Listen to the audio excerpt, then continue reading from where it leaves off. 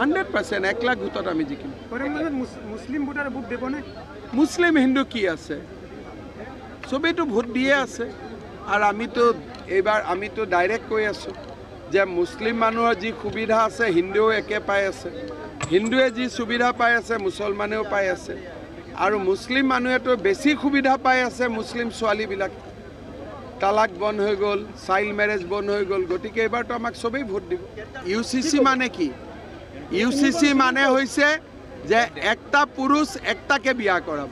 এইটো কি বেয়া কথা আছে? এইটোতো মানুহ ভালেই পায়, সেইটো কোনো আপত্তি নাই।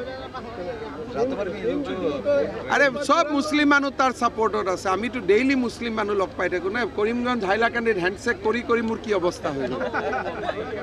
90% তো সাউথ কৰিমগঞ্জৰ মিটিঙতো 90% মুসলিম মানুহে হ্যান্ডশেক কৰিলে না। আৰ মোৰ হাতটো কি হৈ গ'ল চাই লওক। সংবিধান উঠাই দিব এইটো কোনে ক'লে? বিৰোধীটো ক'ত কৈ আছে? আপোনালোকে ইমান বিৰোধীক লৈ কিয় টেনশ্যন খাই আছে? যি পাৰ্টি জিকিব তাৰ কথা কওক না, যি পাৰ্টি হাৰিব তাৰ কথা কিয় কয়? 100% 1 লাখ ভোটত আমি জিকিম। মুসলিম ভোটারে ভোট দেব না?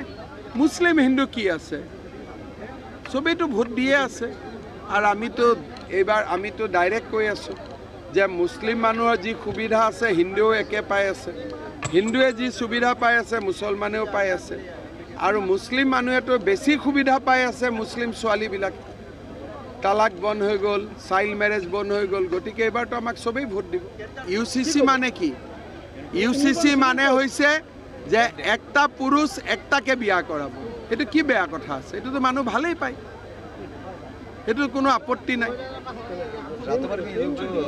আরে সব মুসলিম মানুষ তার সাপোর্টত আছে। আমি তো ডেইলি মুসলিম মানুষ লগ পাই থাকো না। করিমগঞ্জ হাইলাকান্দিত হ্যান্ডশেক কৰি মোৰ কি অৱস্থা হৈ গ'ল। 90% তো সাউথ কৰিমগঞ্জৰ মিটিঙতো 90% তো মুসলিম মানুহে হ্যান্ডশেক কৰিলে না। আৰ মোৰ হাতটো কি হৈ গ'ল চাই লওক। সংবিধান উঠাই দিব এইটো কোনে ক'লে? বিৰোধীটো ক'ত কৈ আছে? আপোনালোকে ইমান বিৰোধীক লৈ কিয় টেনশ্যন খাই আছে? যি পাৰ্টি জিকিব তাৰ কথা কওক না, যি পাৰ্টি হাৰিব তাৰ কথা কিয় কয়?